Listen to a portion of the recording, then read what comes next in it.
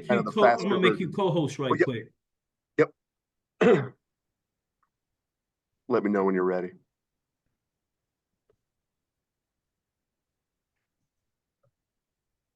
Okay, think you're should be good to go.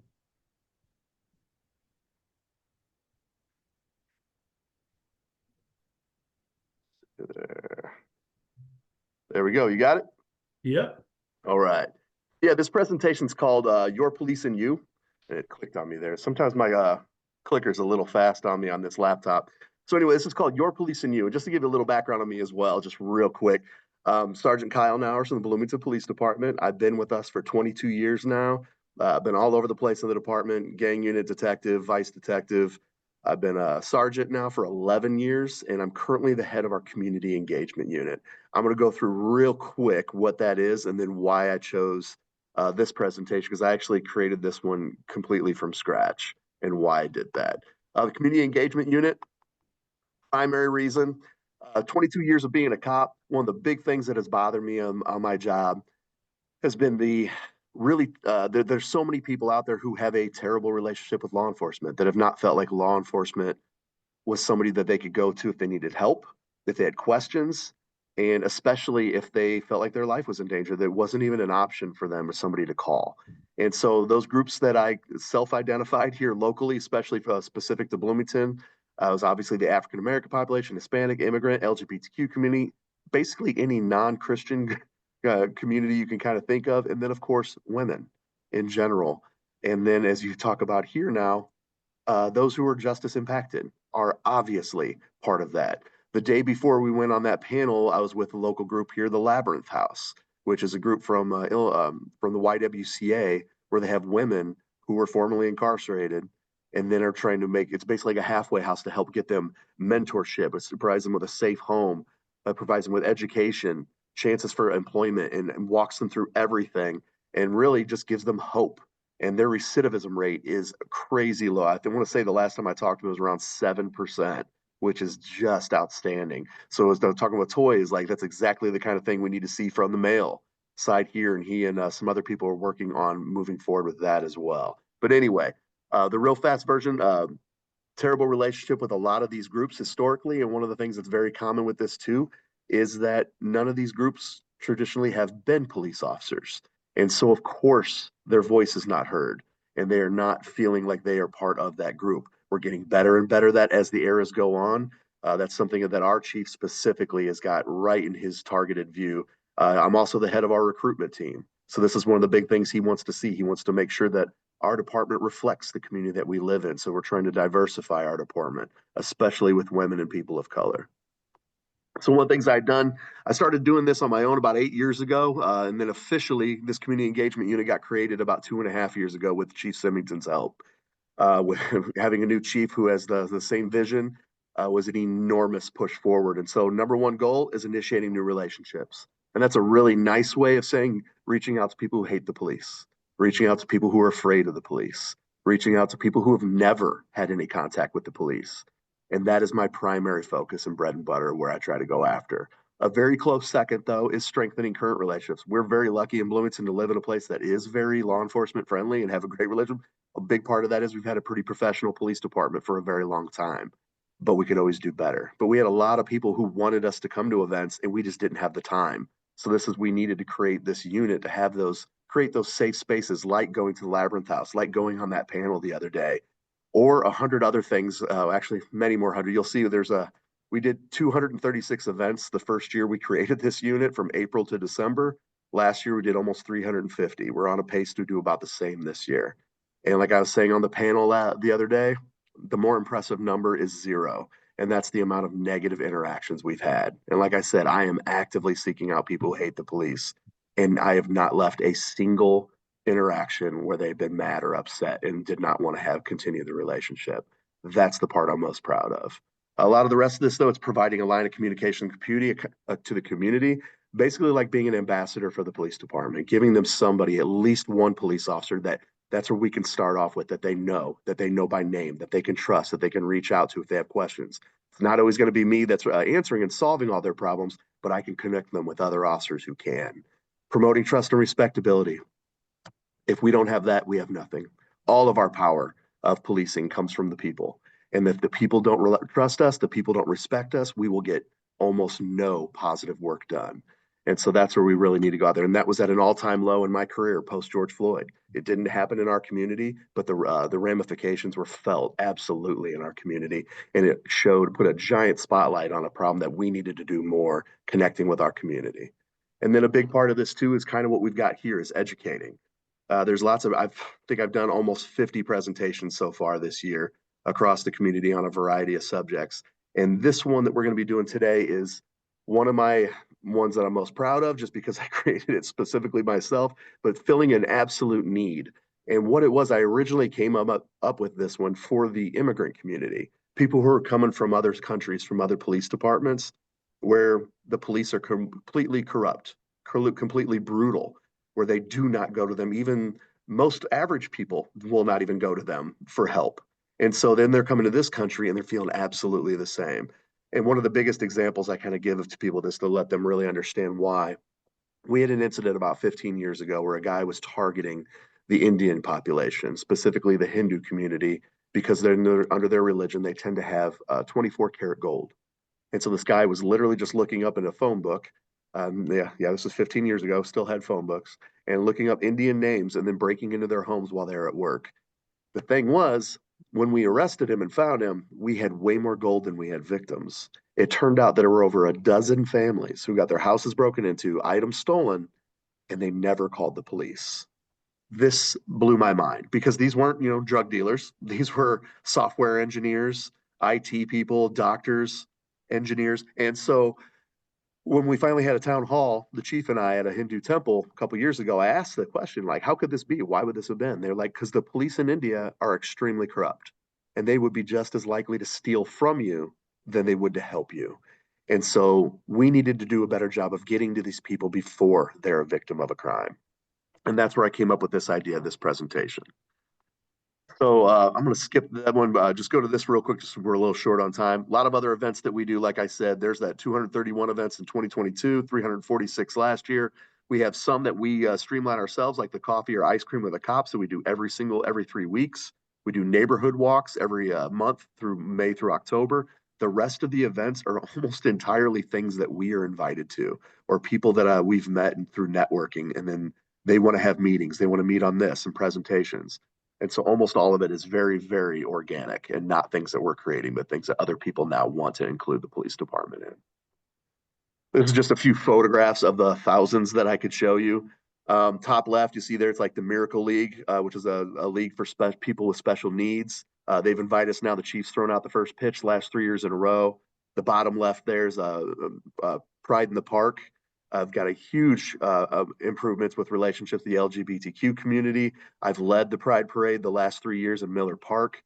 Pride Fest, we're a staple there now. Hundreds of pictures and handshakes and hugs with people.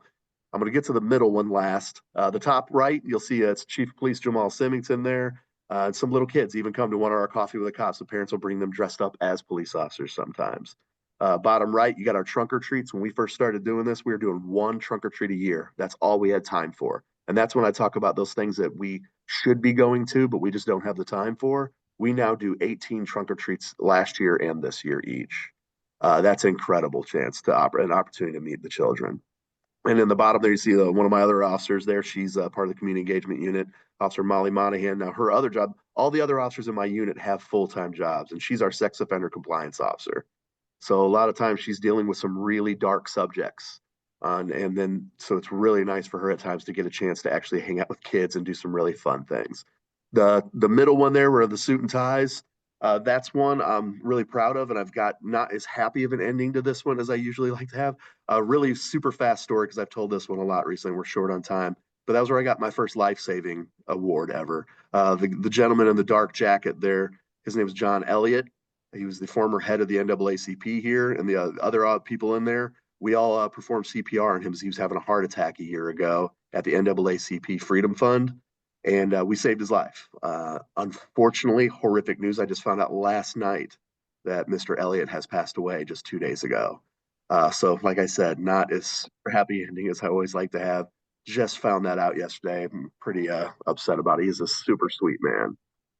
Um, I'll skip that one. Actually, last time I gave this presentation was to a sorority at ICU. That was a bunch of the functions that they had done with me together. So the purpose of this class, of this one, like I kind of told you about, originally for immigrant population, but ended up finding that almost everybody that doesn't really love the police and know the police really well kind of needs this class.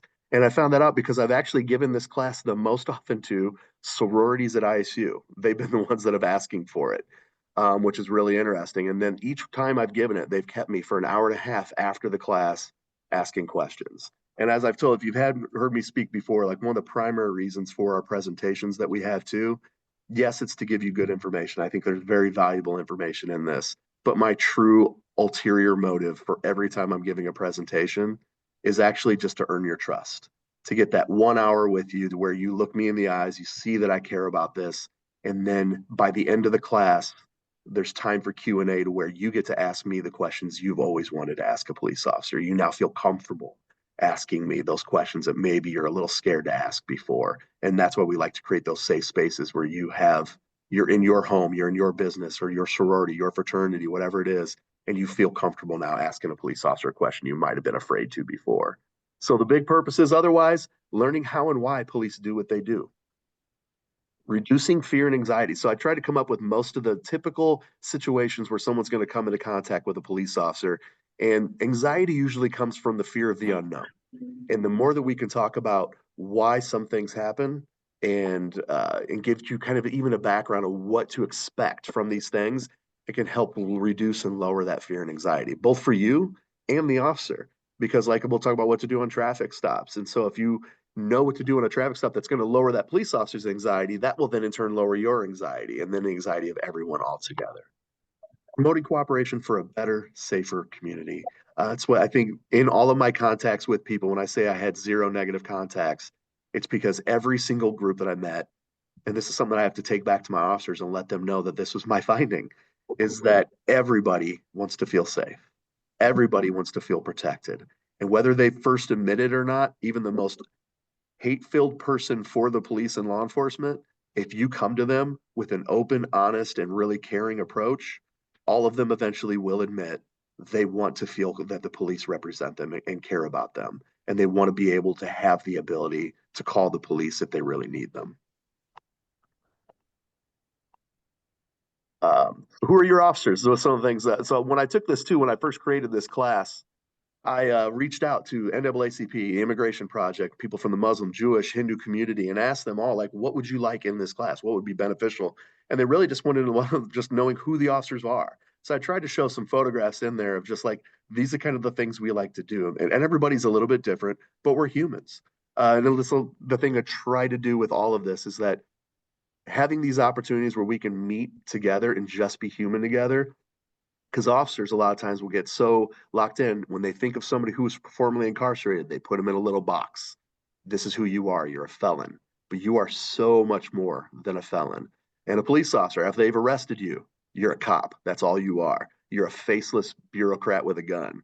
And we are more than that. We go home. So at the Justice Impacted presentation we had, one of the people on the stage was somebody that I had arrested several times in the past. He had just gotten out of prison a couple years ago. We hadn't seen each other since. I couldn't believe how good he looked and how confident and just and so we were just talking and he made the comment to me, he's like, forever, I blame the police for things that I'd been doing. He's like, and one of the big parts where I grew and matured is I realized cops were just, they're human beings. They had to go home, they had to provide for their families. You were just doing your job. And now that I'm out here not doing any crime, not doing anything bad, I don't fear the police anymore. And it was just like, what an amazing revelation. And for us to sit up there on that stage together and it was absolutely fantastic. But anyway, next couple things. Who is BPD? This is another thing they wanted to know. So we're about 133 officers here at Bloomington. Like if you look over across the street at Normal, they're about 90 officers over there. We've got one chief, that's Jamal Symington, who I showed you that picture of. And then we have three assistant chiefs, three different patrol shifts. We do 8-hour shifts here at Bloomington. We'll have a day shift, second shift, and third shift. Each one has one lieutenant, three sergeants. They do briefings every day, so it'll be a short little time where the officers aren't on the streets. They're learning about what happened the other two shifts. We have a detective bureau here. We have our own crime scene unit. We're like Normal PD does not. They call the state police if they have like a homicide or a real big crime that happens, but we have three full-time ones that work here. We've got our vice unit, which actually is now connected to the Task Force 6. We have a street crimes unit. We have our own SWAT team, crisis negotiation unit. That's like if there's a barricaded subject or a suicidal subject, there that they come and talk to them. We have a drone program now, which is actually really neat and cool.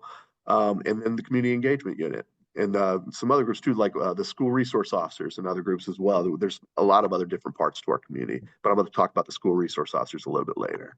They also wanted to talk about jurisdictions. We had a lot of people coming from other countries. They're like, we don't really understand when and how to call the police. This group, I don't think I'm necessarily going to have that, so I'm not going to dive too deep into this.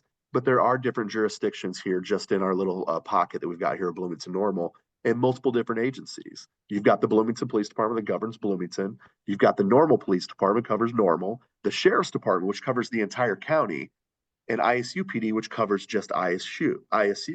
Now, the thing is, any one of us can make an arrest though in any one of these places. But like I get a lot of people, they ask like, well, what if I'm a Bloomington resident, but like my car gets broken into and I'm a Normal, like a Target, and my car gets broken into? You would call just the non-emergency number, but it should be then for Normal. But if you called 911 or you called the wrong one, we'll patch you through to the other one. It's where the crime occurred that matters, not where you live. Now, if you got into a domestic and it happened in a couple different places, we usually go with where it started or where you lived. But the dispatchers will figure that out and they'll get you to the right place. But any officer can make an arrest at any place. It doesn't really matter. So you can't like cross the boundary lines and be like, haha, that cop has to turn around and leave me alone now, like playing tag in school. That doesn't work. We can still continue on anywhere really in the state of Illinois, but we do like to try and stay within our jurisdictions. I'm just going to go this real fast just to save time. So traffic stops, what to do? The first part is that we're going to talk about here because this is one of the most common things we think of with policing and one of the most anxiety creating things is a traffic stop. So first thing I tell everybody, slow down, pull over safely, almost always to the right side of the street. I don't know if we've got some older people in here. We see like Tommy Boy. You remember that movie with Chris Farley? And when, or I'm sorry, it was Black Sheep. And he was pretending to be a police officer and he got pulled over and he pulled over onto the median in the middle of a 4-lane road. That would be bad. And so we try to get people to do what the safest thing to do. And as I said, I was speaking to a lot of sororities. We get to talking to a lot of women who might be by themselves and afraid to pull over.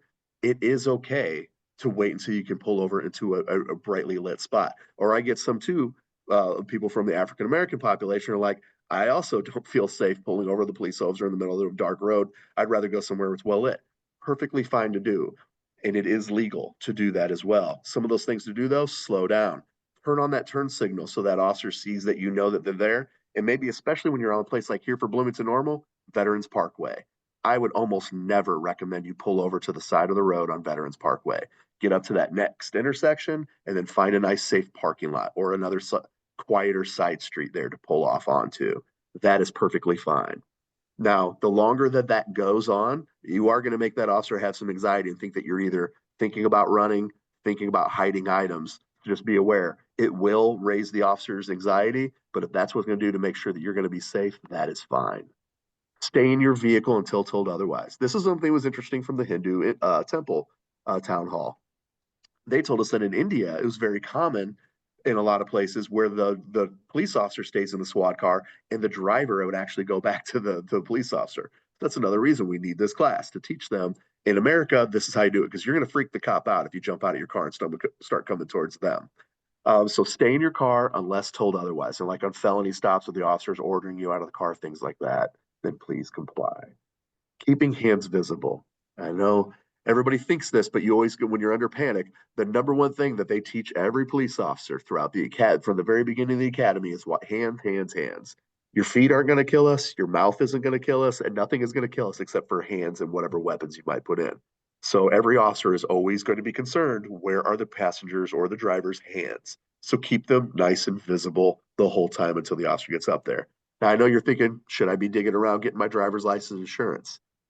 You can really. I never minded that if people were, as long as you're not like frantically digging and like going all over, that might make the officer freak out. But we're normal. It's normal to see people looking into their glove box, center console, their purse to get that insurance. But always again, make sure you know where it's going to be. Did you know it's also legal now in the state of Illinois to have your insurance on your phone? You can have that screenshot of it or the app. pulling it up that way. That way you don't have to go digging around in what's always a very messy center console or glove compartment. Also, a lot of times, glove compartments, center consoles, it's where some people leave their guns. That if you are a concealed carry person or you are somebody who just has a FOID card and do carry a gun in the car, the glove compartment's a bad spot. Yeah, it's easy for you to get to, but if you're keeping it in the same place, you're going to be reaching for your insurance. That's just not the best of planning. So we'll get to that in just a second. But rolling your window down when the officer gets there. Now, this is one of the things I could get off on 100 different tangents here, but it's like one of the ones I think of just recently. If anybody watched the Tariq Cohen incident that happened down in Florida, where he was pulled, he's a professional football player for the Miami Dolphins. He's one of the most famous football players in the entire NFL and certainly in Miami, but for whatever reason, it seemed like those officers didn't know or didn't care who he was. And there were some miscommunications there, or missed opportunities, I should say, on both sides. One, it's like understanding there by those officers. It really bothered me that they didn't understand like why he'd already given him it live. If any of you saw those videos when the officers ended up ordering him out and ordering him to roll his window down, he had pitch black tinted windows, but he'd already given him his driver's license and his insurance. That's what they needed. Now, there's a reason why an officer would still want that window down if you have pitch black tint, because we can't see inside. That might make us a little scared. That officer should have explained that. And that's one of the big things I teach de-escalation for our department. That officer always explain things when you have the time to. And except even when the guns are out, you usually have time. And that time, the officer definitely had time.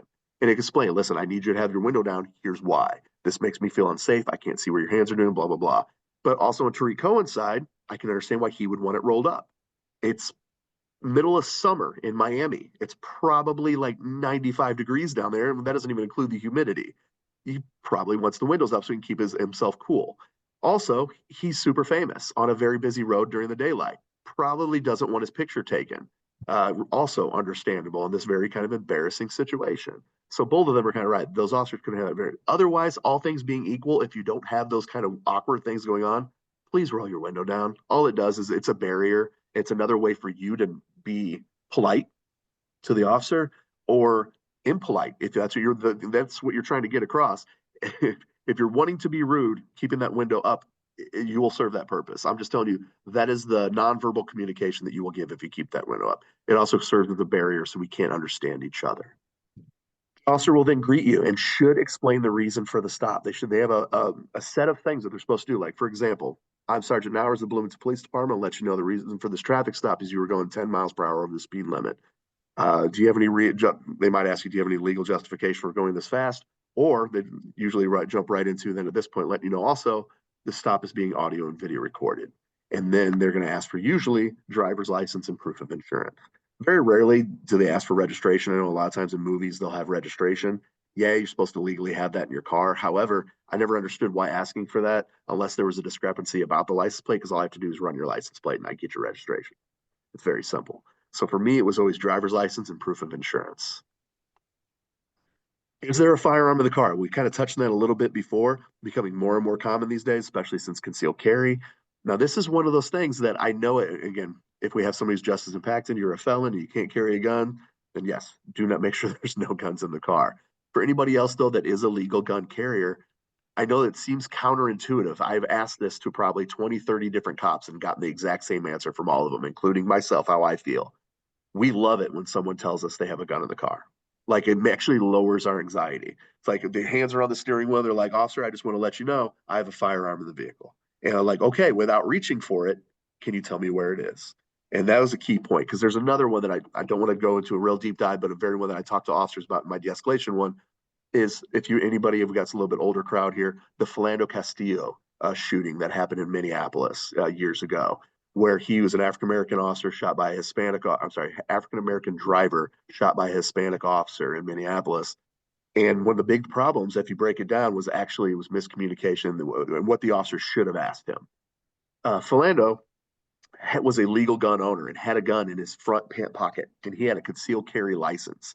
And he had his hands at 10 and 2 and was telling the officer, just let you know, I have a firearm in the vehicle. Another thing I always tell people, I've only had 3 types of people ever tell me that they have a firearm, call it a firearm. It's usually responsible gun owners, military, and police. Everybody else calls it some type of street name. I've never had anybody who had an illegal gun and called it a firearm, ever. So that was also should have been a clue for that officer that he had a good person here. But Felano tells him, and the cop tells him, I need to see your concealed carry permit. And he's like, yeah, okay, no problem. He starts to reach back for it. His concealed carry permit is in his back right pocket, which is where most people carry their guns. And the officer tells him, don't reach for your gun. And Felano's like, I'm not. But he never asked him where the gun was, and Felano never told him. And when he reached back for it again, the officer shot him 5 times in the chest. It's very avoidable. These are the things. So if you have a firearm in the car, I highly recommend telling the officer there, you don't have to. You absolutely do not have to, as you're right to not, unless there's a search going on. And so, unless there's a valid search. So, otherwise, you don't have to. But I guarantee you, as a police officer, it made me like trust that person more when they told me there was a firearm in the car and it's legal and they told me where it was. That also reduced my anxiety too. Okay, I know it's underneath the front passenger seat and I was like, where's your insurance at? It's in the glove box. Okay, there's no firearm in there. Nope. Okay, slowly go ahead and reach for that insurance. And it's just one of those things that better communication, you're being open with the officer, that makes their anxiety go down, which will then make your anxiety go down. The officer will then give you either a citation or a warning. Sometimes it could be a written warning, and they should usually tell you that before they go back to their car, but they don't always. Sometimes too, it's like well, I won't go into that, but an officer will then release you from the scene after they've given you the ticket. They should explain it to you, how to pay for it and what your next steps are. That's a really good time, although a lot of people don't because they're either embarrassed or angry or upset and they don't ask the questions because the ticket can be kind of confusing. But the officer should answer any questions you have on how to pay for the ticket or what the other things are.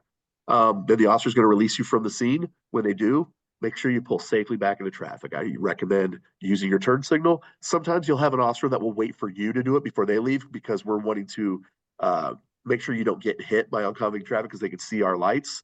But sometimes people take really a long time, and I'm just like, okay, I guess they're still getting their stuff together. I'm going to go ahead and take off. And then you'll pull back safely into traffic. Just do it. Make sure you're looking around. The last thing you want is a crash right after you've gotten that because it's an emotional time. Some questions about this. So a police can legally order you in or out of the vehicle. And that's the Supreme Court case there that says that they can. So just keep that in mind. Never let that be the thing that's going to get you then arrested in a charge for obstructing a police officer. Because we can order you out of the vehicle, especially say we have a canine coming. A canine sniff, just for those that know, it cannot be done with people in the car. So we literally have to order everyone out of the car, driver and passengers, and all the doors and windows closed and up in order to conduct a proper canine sniff. And once they do that, if the dog indicates, then everybody that was in that vehicle and that car can be searched. But here, or if you come out of the vehicle, we can order you back in. So just be aware of that. You need to have reasonable suspicion for a canine sniff. Now, that's a very low bar, reasonable suspicion, but an officer should be able to articulate why. They can't just willy-nilly, I don't like this person. Or let's say, especially justice impacted, just because you have a history of drugs, that is not reasonable suspicion. They need to have something more than, in fact, I've arrested this person before and they've had drugs in the past. A judge will throw that out every time. And officers should know that. So there has to be more than just that. Could be other paraphernalia that they're kind of seeing, other indicators. Maybe you're coming from a known drug house and you're acting suspiciously. It doesn't have to be a whole lot, but it has to be more than nothing. And then you need actual probable cause to search anybody in the car or the car itself. And that probable cause could be a canine sniff.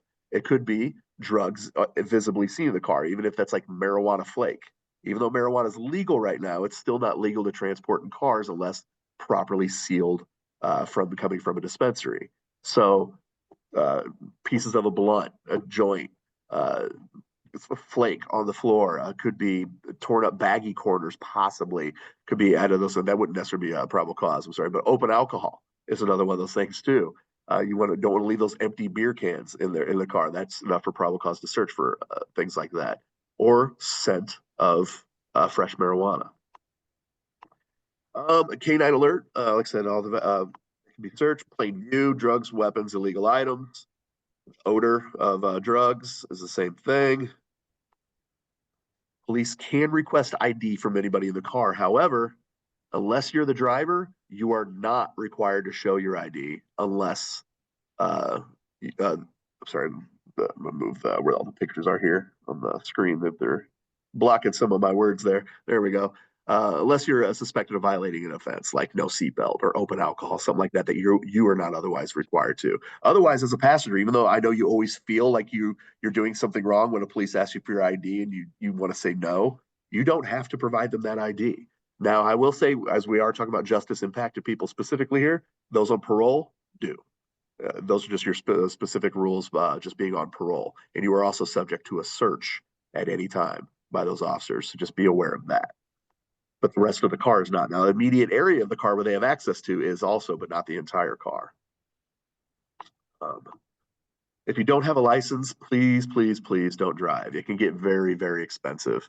We've got not just talking about the ticket or getting arrested, but in Bloomington and Normal, we both have fines, city fines that you can get that are attached specifically to your car on that license. So if you have no license or suspended license or have revoked, it's $410 to get your car back, plus the $175 Joe's fee, plus the $175+ tickets that you're going to get, plus any extra court costs. So you're looking at over $1,000 by the time it's over. Do not drive without a license. No insurance, same thing. Don't drive. I think it's $500 and some for an insurance ticket. Really bad. And the tow fees and everything. So next we jump on to is crashes. And again, I'm trying to move kind of quick here to make sure we get everything in. I'm mindful of my time here. No injury, minor damage. Again, just take a photo of the scene. You want to pull over to a safe location, a parking spot. So the worst thing you want to have doing is that if you get into a minor crash and you block other traffic, creating other crashes, or you're putting yourself in danger. So some of those little fender benders where nobody's hurt, just go into another spot. If you want to, and if it's safe to, take a real quick picture of where you are, where the cars are in the street, so your insurance companies will understand exactly where it was, painting that picture. But otherwise, talk to the other driver and come up to how about we pull up here to the McDonald's parking lot or the grocery store parking lot, and you pull up there in that other spot. Take a photo, call the non-emergency dispatch. So for Bloomington, that's the numbers there. For Normal, that's theirs. But otherwise, if you call the wrong one, like I said, we'll always patch you through. This is, again, no injury and very minor damage. This is what we're talking about. Same thing you want to do also take camera photos. Everybody's got cell phones. This is great. It makes things so much easier. Take a picture of damage to both vehicles, not just yours, show where their damage is too. So they can't make things up later. Unfortunately, just dealing with this a long time, not everybody's a good person. Some people will lie to their insurance companies and try to get you in more trouble. So showing both pictures on both sides. If they will allow you, take a picture of their insurance card and their ID. They shouldn't have a problem with that because all of it's going to be on the crash report anyway, that both of you are going to be able to see. You should have no problem letting them take a picture of your driver's license too, because like I said, all of your address and all of that's going to be on the crash report anyway. Damage is less than $1,500 and no injuries. You actually do not need a police report. Now, insurance company might tell you to anyway. If you demand it of the police officer in Bloomington, our policy is that we will take that report if you really push it, but it really actually does not need to be happening. And that's from the state of Illinois. If you believe that the damage on any one vehicle is under $1,500 and nobody's injured, you do not actually need a police report. You guys can just report directly to your insurance. Now, the big serious crashes, if you are, stay in your car, especially if you're injured. If you are in any kind of injury at all, and I'm telling you this for your own safety and your own betterment later on, insurance companies might try to mess with you or say it was your fault if you get out of the car and do other things that were not caused by the crash that got yourself injured. So stay in that car and let EMS and the first responders help you. Call 911. Don't need to worry about the non-emergency on a serious crash and injuries. This is what 911 is for. Call 911, wait for first responders. A lot of times it's going to be the cops that'll get there on scene because we're already on the street, so we might get there before the ambulance and the fire trucks. Wait for us. But we still, if you are kind of maybe somebody else is in your car, they're not injured or you're not that injured, things that you can start getting together to make it go quicker, we will need your driver's license and we're going to need your insurance, just like a traffic stop. Start thinking, and this is one of those things to always think about now before you get in that crash, or if you got kids, letting your kids know that plan too. Do you have a towing company preference? Is it somebody your insurance goes with or somebody you just like and hate? We do have a lot of people here who hate a certain towing company in town and they only want the other one. Because one of the first things the officer is going to ask you, if that car is not, if it's not drivable, we're going to be like, what's your towing company preference? Now, some people are like, I've got AAA. And we try to call them. They're going to be like, yeah, we're 45 minutes out. Like, well, guess what? Sorry, we're picking a different towing company. And they're just going to have to deal with it. Because some of the first thing we need to do is make sure everybody's safe. And if you're in the middle of Veterans and Empire, we're getting you out of the road first and foremost as fast as we can before more crashes occur. Take your valuables from the vehicle. If it's going to get towed, it, Joe's or Brown's, whoever it might be, isn't really, things can get stolen from their lots. It's a locked up place, but just don't trust them. Plus, also, they won't let you back into your car until you pay all their fees. So whatever you need, if you've got a work laptop or tools that you need to get to go to work the next day, or your kids' stuff is in there for school, their backpack, take all that stuff with you because you never know when the next chance you're going to be able to get back into that car. Leaving crashes, we go to the citations. We go to this pretty, I'll go through this kind of quickly because I just, let's see, looking at the time, we got 15 minutes left. Um, Finding a citation is not an admission of guilt. You also no longer in the state of Illinois are required to sign it. About 15 years ago, I think they changed that law, which I was so glad because you used to get arrested or had the option to be arrested by the officer if you refused to sign a ticket. They got rid of that, which I'm really, really happy about because it's silly. You should not get arrested just because you don't want to sign a ticket. But even if you don't, like I said, there's nothing wrong with signing a ticket. All it is admitting is that you received the ticket. It's like signing for mail. It does not mean that you're guilty at all. If you want to plead not guilty, then you have to show up for sure at that court date that's at the bottom of the citation.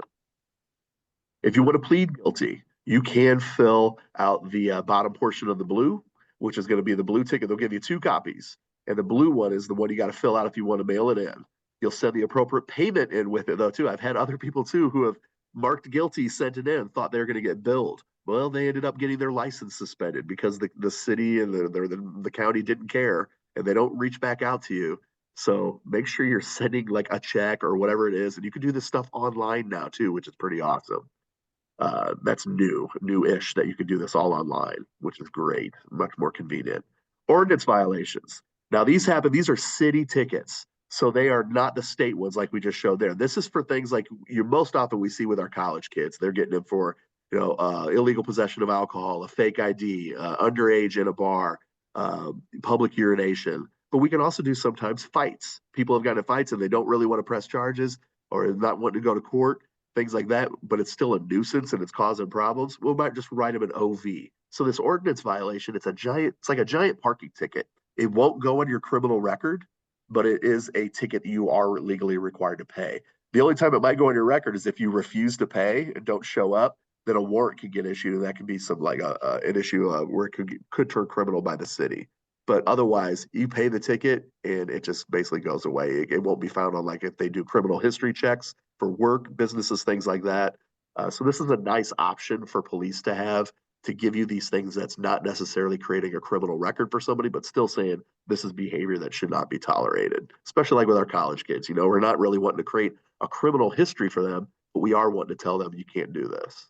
If you want to pay it, I'm sorry, to contest it though, if you want to plead not guilty with this one, it's an administrative court that we have upstairs right where I'm actually at right now in our Osborne room at the upstairs of the BPD. And there will be a date and time on that OV that you need to show up. If you want to pay it otherwise, you just follow all the instructions on the back. A lot less print on the back of this one than the state tickets. It's much simpler. And it shows you how to pay it, whether you want a credit card or if you want to pay it in cash. Getting arrested. Everybody knows their Miranda warnings for the most part, thanks to Hollywood and just TV and stuff. And so with this, I'm not going to go over it too much. Most everybody knows what this means. But yes, Miranda warning, it has to be read after arrest and before questioning of the offense that you're arrested for. I've gotten a lot of people where I've just taken them straight to jail and it was like completely caught on video. And they were just kind of being jerks. I'm like, okay, I'm not even going to interview you. They're like, haha, I'm getting off. You never read me my Miranda. Like, doesn't matter. I didn't ask any questions about the offense. So that's the only time it needs to be done. If we're going to question you about that offense, we have to reach a Miranda before then. Officers can question you about other things unrelated without Miranda being read. Like I can ask your driver's license, your name, your date of birth, where your address, all kinds of things like that, and even some other things peripheral. If you're not, and that's after you're already placed in cuffs, I can still ask you those things. I just can't ask you about the crime that you're under arrest for. And let's see, juveniles. If you're a juvenile, you'll be taken to the, like for us here, like every department's different, but for us, you're going to be brought to Bloomington Police for processing. So similar to like the booking you would have at the jail for an adult, they'll have their photograph taken, the fingerprinted, and then released though usually back to their parents or a guardian, or taken to JDC if they quote unquote score out, which it takes a lot for a kid to score out, which is the way we want the system. We don't want just every kid to start having to feel like a criminal and going to basically a juvenile jail. But for some of our bigger things, your homicide, shootings, excessive things, multiple gun offenses, they will eventually score out and go to jail there. Otherwise, almost all released back to their parents. Adults, they're going to go to the jail here in McLean County, or maybe BPD first if you're going here for an interview or like for a DUI processing. And then we all take you, everybody in the county takes everyone to the McLean County Jail. And then once at the jail, photographed, fingerprinted, searched, bond, and then released. And you're going to get a court date, especially with the Pretrial Fairness Act. A lot less people there, a lot less people in the jail, especially for minor offenses. They're all getting out pretty much right away, except for people who've got major felonies and domestics. So if you're a victim of a crime, most everybody on this one probably knows this, but serious crime and it just occurred, call 911. Any immediate danger at all, call 911. If it's a serious crime, but it's not recent, that's when you want to use those emergency numbers, like a burglary, but it's cold and you know it's like your car got burglarized, you can tell nobody's around, then you could call the non-emergency number. If it's your house though, and you haven't gone through it, still call 911 because that person might still be in there. And any other lesser crimes, nuisances like like loud music, things like that, or barking dog, those are the non-emergency numbers. Complaints. So if you have a complaint against an officer, we absolutely want to know it at our police department. This is the culture we're pushing here, not just with our police department, with our community. We want to know if we have officers behaving badly so we can nip that in the bud, or if we have to, eventually fire, train, or fire those officers. So first, one of the things I always recommend to people, first try to call and resolve your problems with that officer first. A lot of times, I can't tell you how many times people call the complaint and it ended up just being a miscommunication, that they misunderstood what was happening, what the officer said, or what was occurring. And so if you could try to just work that out, same thing we tell people with neighbor disputes. Try to talk to them first.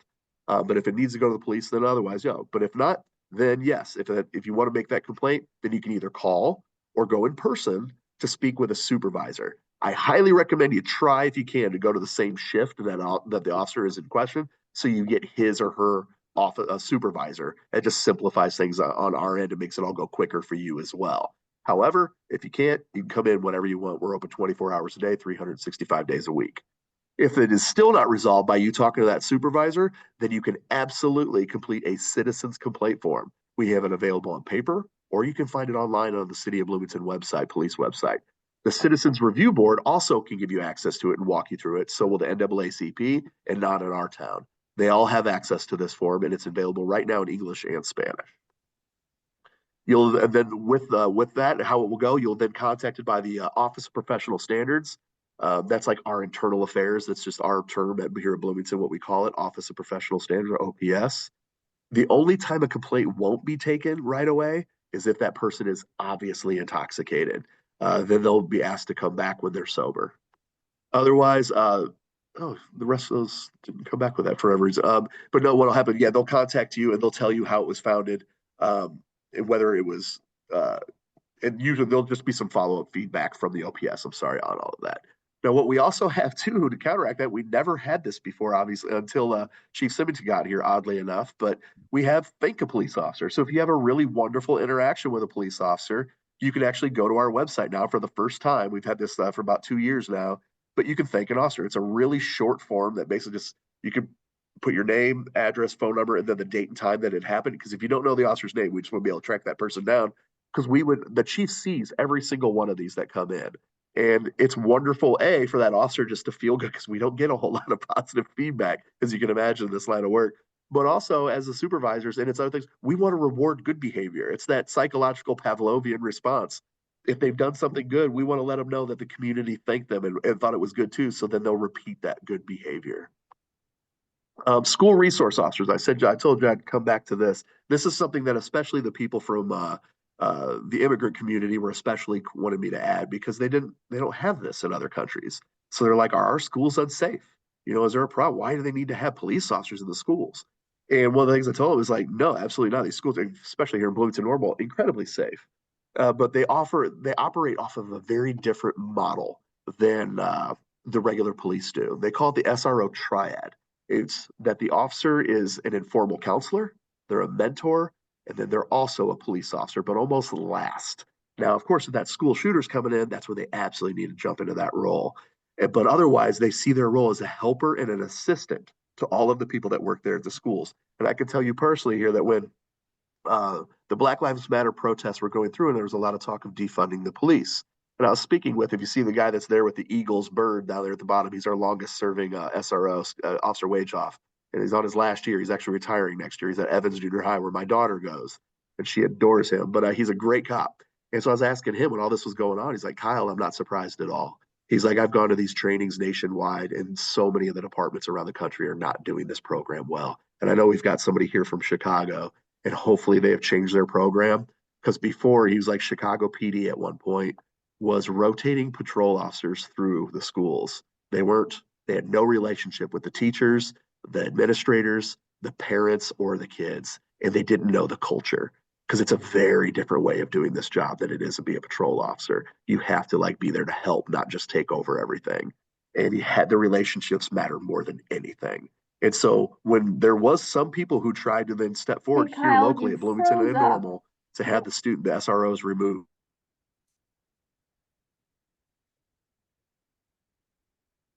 administrators, the parents, and the students. They're like, we love our SROs. They're doing it the right way. You're not removing them. And so it had never come up since.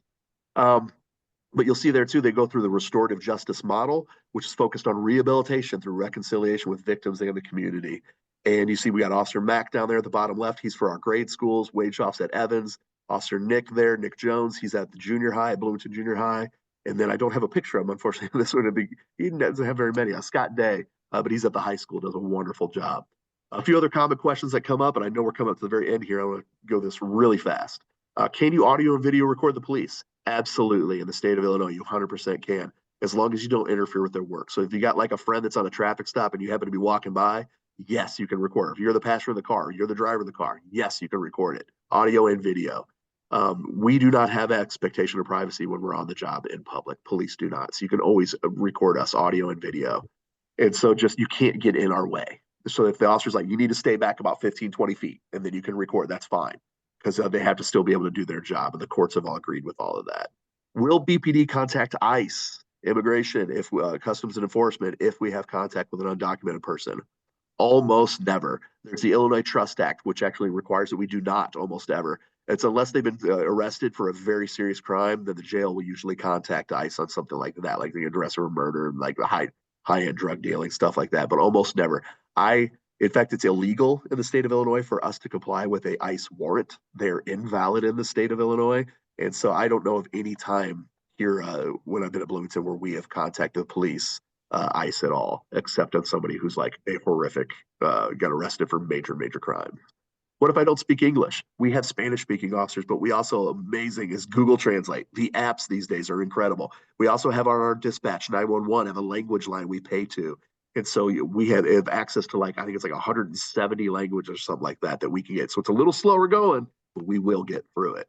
Same thing, call in 911. You can also text 911 with us. Why are there so many officers at a traffic stop sometimes? A lot of times I go break that down to this a lot quicker if I had more time, but a lot of times it's extra backup. Sometimes it's for a canine because the canine can't do the search and won't be doing the search usually himself doing that. So while he's doing that turn, we have to have extra officers there covering all the people who we know are getting out of the car. Could be a DUI car. So we got one person doing a traffic stop, backup comes, and then they have a DUI grant. So they have another car showing up that's specifically there to do the DUIs.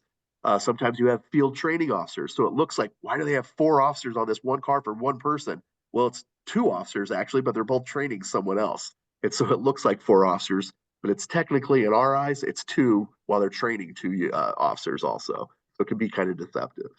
Why do police follow sometimes before lighting up my car on a traffic stop? A lot of times it's developing probable cause, especially if they're looking for DUIs. Sometimes we're running license plates. Sometimes we're waiting for backup before we make the traffic stop and waiting for them to get closer. Sometimes we're not actually following you. You're just paranoid. And I know because I've been that way before too. And so everybody has a cop behind them. You think they're there for you. A lot of times it's not. And we're all, I hate to tell you this too, but we're almost all secretly wishing you drive faster.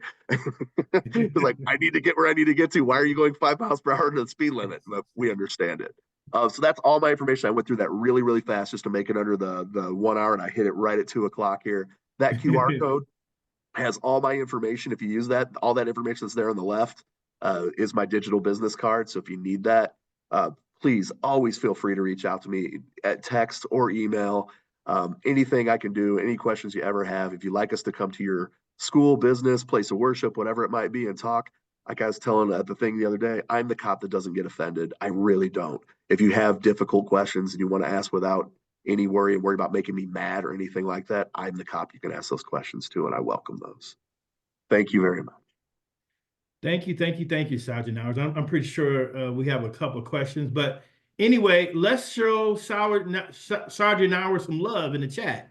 Really appreciate great presentations. I really appreciate that. Um, by the way, I remember when I first started the Reentry Council and I was trying to get connected with the community with different social service agencies. And I was like, man, I really don't want to contact the police department because I really don't want to have nothing to do with them. And I remember when we connected and I called you and I said, hey, let's connect. And you said, hey, where you want to meet at? I meet you in the community. I said, no, I want to come there. That was the first time I ever came on the other side of the door without being questioned or some things I've done in the past. So that was awesome. Thank you so much for coming on today. Any questions for Sergeant Hours? I know we're past our time, but anybody got any questions? I see Gregory was asking questions in the chat. Okay. Are school resource officers in uniform and visibly armed? Yes, they are, and for very good reasons for that. Because it's like one of the times you'll see me, most of the time I'm dressed like this, and I try to dress down because most of the people I deal with are afraid of the police, and it's a barrier. With the school resource officers, we definitely want them very visible, known that they are police officers, and especially if there's ever that shooting kind of things, which we almost had in normal community just a few years ago. If it wasn't for that super brave teacher that tackled the kid with the gun. We want them very easy access to their tools that they need to protect the students and protect themselves. But then also we want everybody to know that they are police and easily identifiable in that crowd. Well, thank you for that. Thank you for responding and thank you for putting that question forward. One thing that I was focusing on is in some of the work that we talk about ending the school to prison pipeline. And one thing is relevant there is that a lot of times when you have uniformed police officers armed in schools, then it puts students in a certain type of mindset, a feared mindset, a targeted mindset. And so I was alluding to that, but I have another question. I want to throw this out here. I said, and I wrote it down so I could be quick. Many people do not cooperate with police investigations because they do not trust police for their safety, in that the information that they provide will not remain confidential, subjecting them to potential retaliation. How do you dispel those beliefs? And I want to say I'm coming from a position as a former police officer and a formerly incarcerated person as well. And so they tell me I'm uniquely qualified to address both sides of the law. So go ahead. Can you respond to that? Yeah, no, fantastic question. And a lot of that, I will say this is one of the things I brought up the other day too, is that a lot of people think of police as monolithic, that we're all the same, that police are, every department has been totally different in my experience of 22 years. I'm sure it has been in yours too.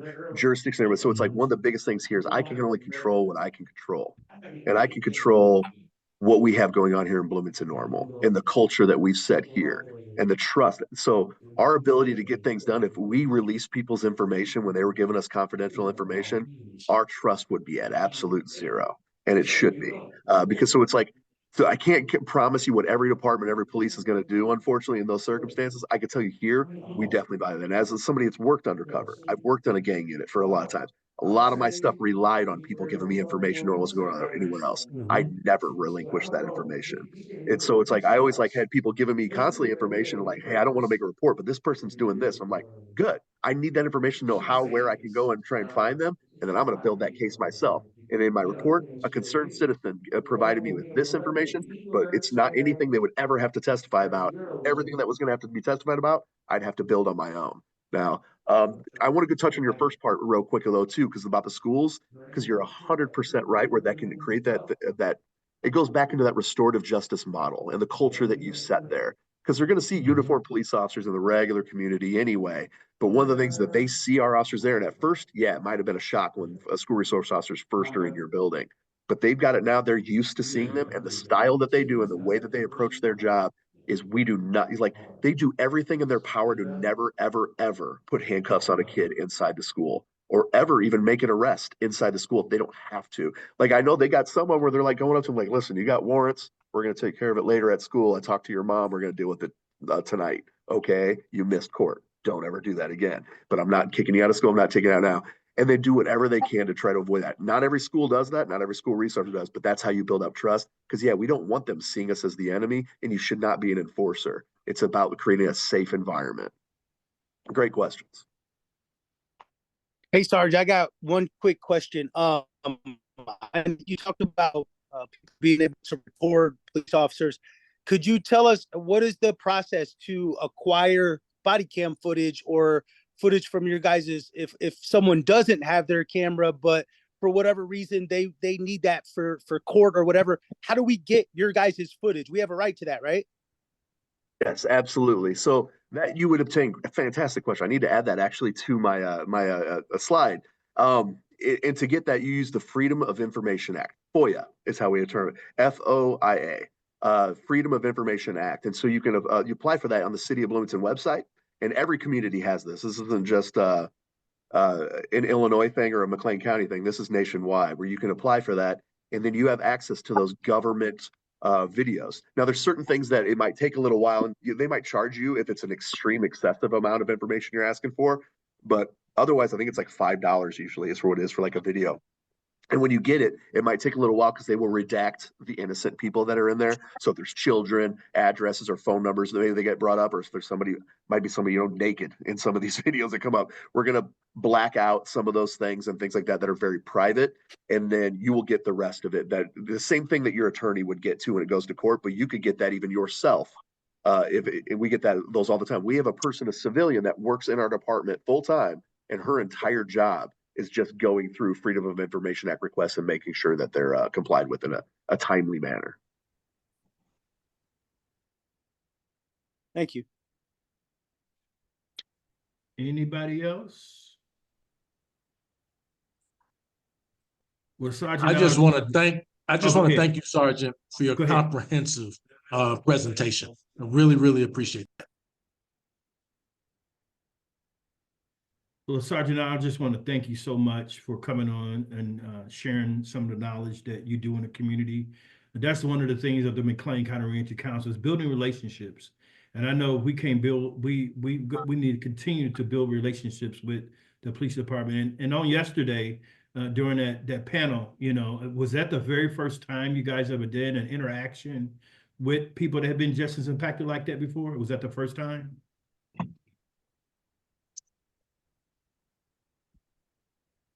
I think you're on mute, Kyle. Oh, is that good? Yeah.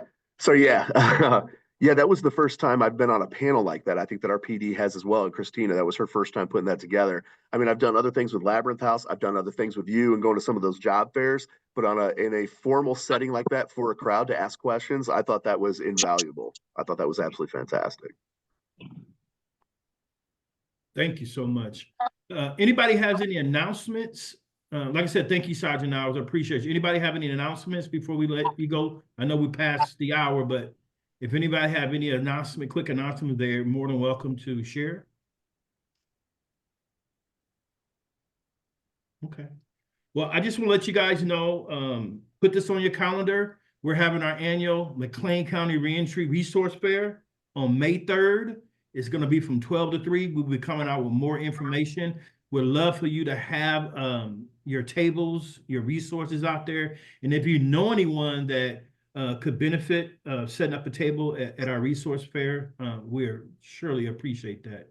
But other than that, if anybody have nothing else, thank you, Sergeant Nowers. Thank you all for coming on today. We had a big crowd today, so thank you so much. And we'll see you guys next month. Bye, guys. Bye. Bye-bye. Bye, everyone. See you tomorrow, Greg. Thank you.